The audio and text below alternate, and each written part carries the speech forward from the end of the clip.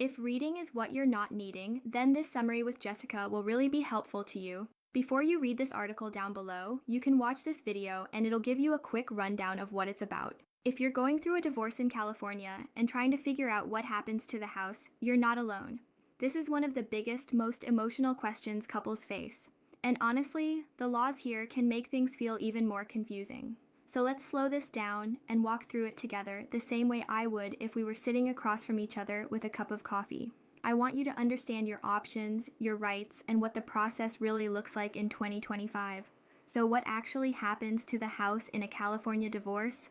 California is a community property state.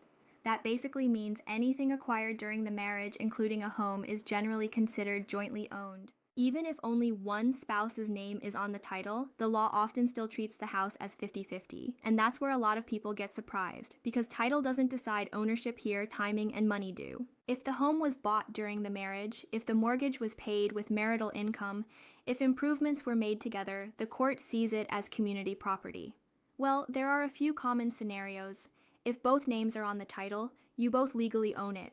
That usually means you'll either sell it and split the proceeds, or one spouse buys out the other. If only one name is on title, it doesn't automatically mean that spouse gets the house. If community funds helped pay the mortgage or improve the home, the other spouse may still have equity rights.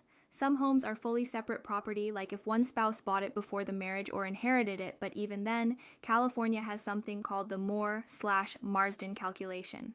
It determines how much of the equity is separate versus community if marital funds were used during the marriage. It's complicated, but it's also predictable once you understand the rules.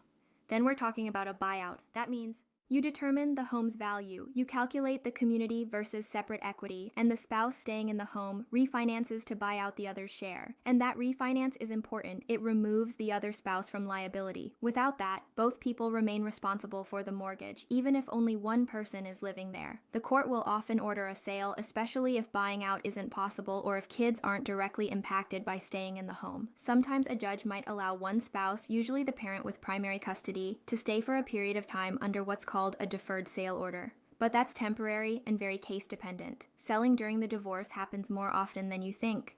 If neither spouse can afford the house alone, if refinancing isn't possible, if the equity is significant, or if both people just want a clean break, then selling the home can actually be the simplest path.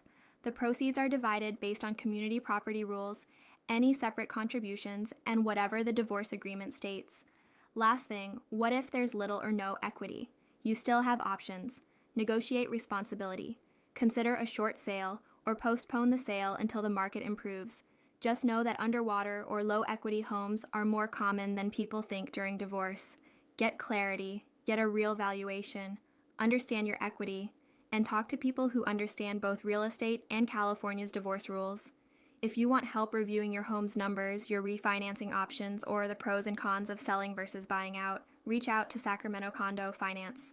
We're here to help you move forward with confidence and make the decision that supports your long-term stability.